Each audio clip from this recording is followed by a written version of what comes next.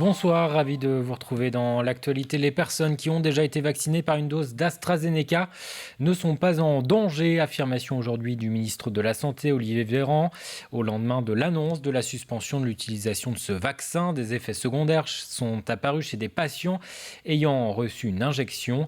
Aucun lien n'est avéré pour le moment.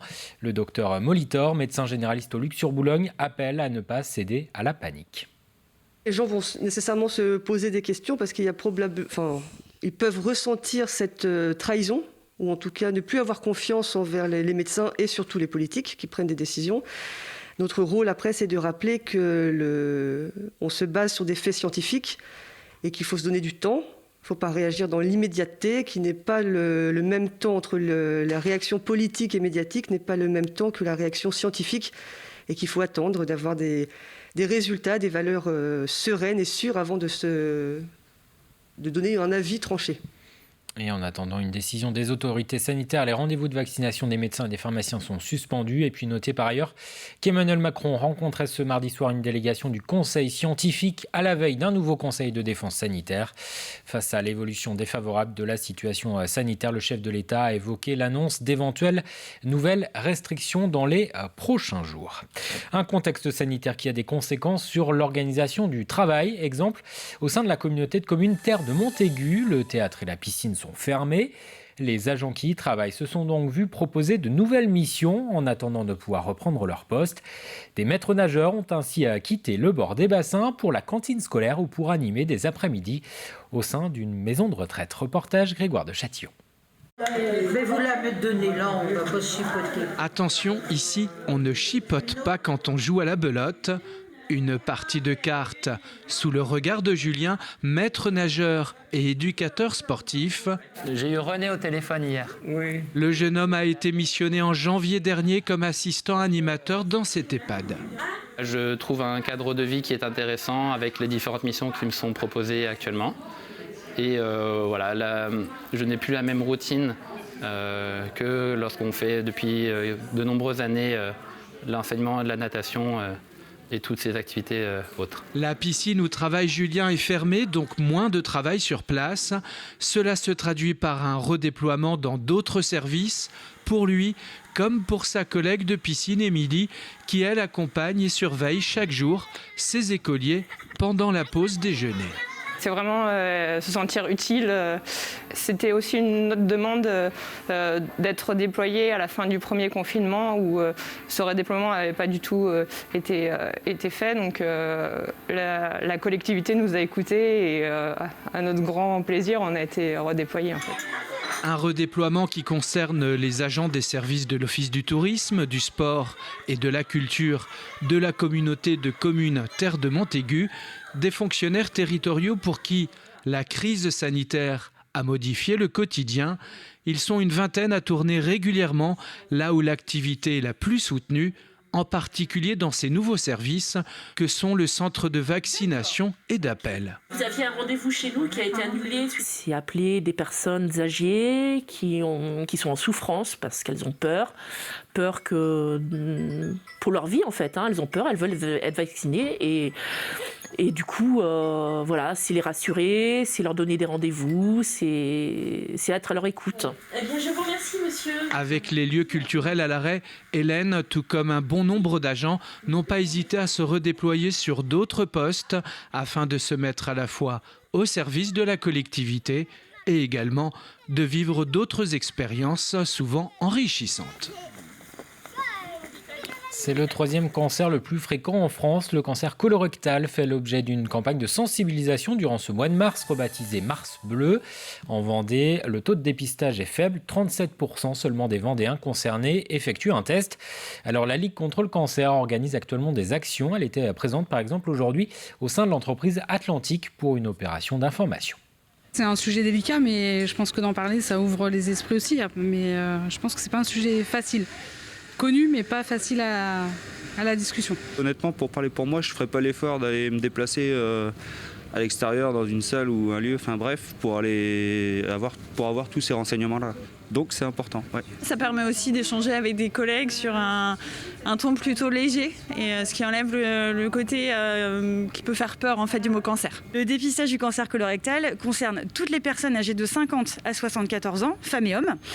Donc ces personnes vont recevoir une invitation à se faire dépister. Ils vont ensuite aller chercher leur test chez leur médecin traitant. Et tout est très bien expliqué, c'est très ludique, et il suffit donc de faire le test, de l'envoyer pour analyse, et ensuite on reçoit les résultats. L'intérêt de ce dépistage, c'est de pouvoir déceler des tumeurs à un stade très précoce, et qui permet en fait du coup de le soigner très rapidement. C'est pour ça que dans 9 cas sur 10, grâce au dépistage, ces cancers ne sont pas méchants. On ouvre à présent une page solidarité. Depuis 2015, un réseau d'entraide s'est établi pour venir en aide aux migrants, réfugiés et demandeurs d'asile présents dans le département. Le collectif baptisé Welcome Vendée réunit ainsi des citoyens pouvant proposer un logement temporaire. Le collectif souhaiterait aujourd'hui élargir son réseau constitué d'une 50aine d'hébergeurs. Écoutez. Il y a eu un petit peu de gens qui se sont mis en retrait avec cette période difficile sanitaire, et tout à fait compréhensible. On avait aussi beaucoup de personnes âgées qui accueillaient, et donc une difficulté à rouvrir aussi les maisons. On a plus besoin d'hébergeurs, mais on peut être hébergeur-tuteur. Ça permet aussi de se dire, moi j'ai du temps, la personne que j'héberge, je peux l'accompagner à l'emmener à ses premières démarches au Resto du Cœur, etc., et des cartes à faire, etc. L'emmener chercher au CCAS, lui montrer où se trouve le repas du soir. Voilà, il y a plein de choses. Et parmi les bénéficiaires actuellement de ce réseau d'entraide, il y a Assad. Il a 31 ans et a quitté son pays, la Somalie, en 2007. Après des séjours dans plusieurs pays africains et européens, il est arrivé en France depuis quelques semaines.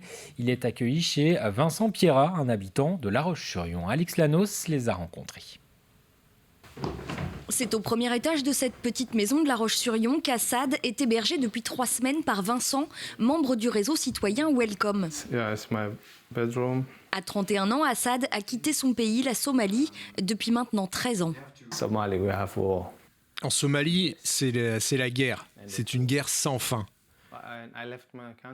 J'ai quitté mon pays à la fin de l'année 2007.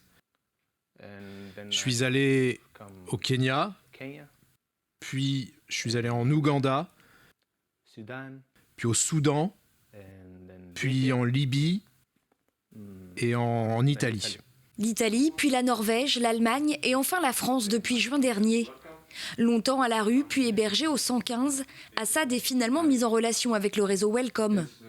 Une 50aine d'hébergeurs y sont inscrits sur le pays lyonnais et proposent une chambre au sein de leur habitation pour des migrants, des réfugiés ou des demandeurs d'asile en cours de procédure. Vincent Pierrat fait partie du réseau depuis 2016. C'est vrai que les gens qui quittent leur pays pour des raisons de sécurité ou besoins matériels et qui se retrouvent en France sans logement, rejetés en fait, je voulais pouvoir faire quelque chose pour ça, quoi. C'est une ouverture sur le monde, c'est moi me sortir un peu de mon confort personnel, c'est de ne pas vivre que pour soi en fait. Entre eux, c'est une confiance réciproque qui s'est installée. Assad donne un coup de main pour le ménage, la cuisine, et chez Vincent, il se sent bien et souffle enfin.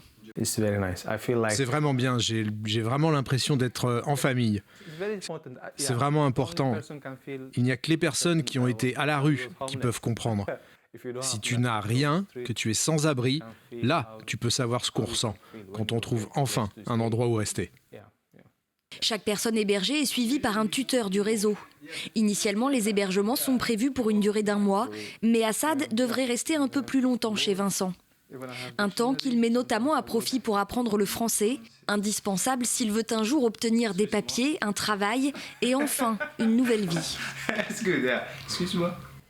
Enfin de la voile, alors que le bilan du Vendée Globe vient d'être dressé. Cap sur 2024, être sur la ligne de départ dans 4 ans, c'est l'envie de Sébastien Marcet et de Charlotte Yvain. L'un a participé à la préparation de Romain Attanasio pour la dernière édition du Vendée Globe, l'autre appartient au Team Vendée Formation, mais pour les deux, le parcours s'annonce long et exigeant. Alexia Janet.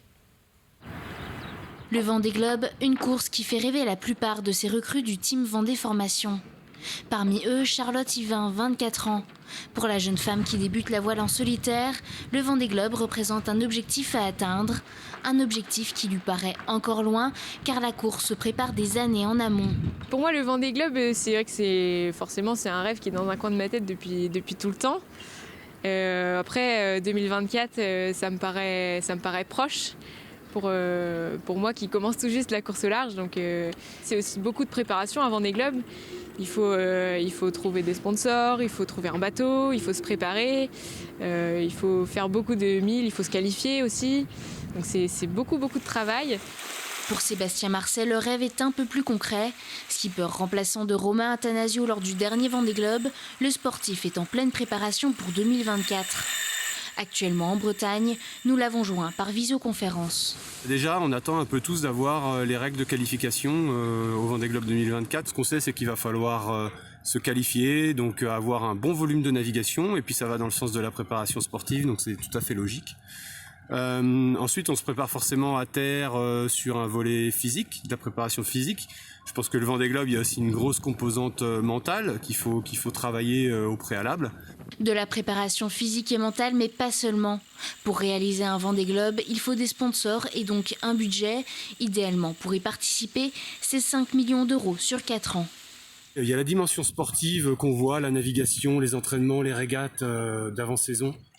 Et il y a aussi une grosse partie entrepreneuriale à terre qui, pour le coup, demande des compétences qu'on n'a pas forcément en tant que marin, qu'il faut qu'on acquiert au fur et à mesure du temps, et pour lesquelles il faut également qu'on s'entoure des bonnes personnes pour pouvoir mener à bien ces projets. Donc il y a la gestion de projet, le montage du projet, la recherche de partenaires, le sens qu'on veut donner aussi à son projet. Comme Sébastien Marcet ou Charlotte Yvain, ils sont nombreux à vouloir participer à l'Ivresse des mers.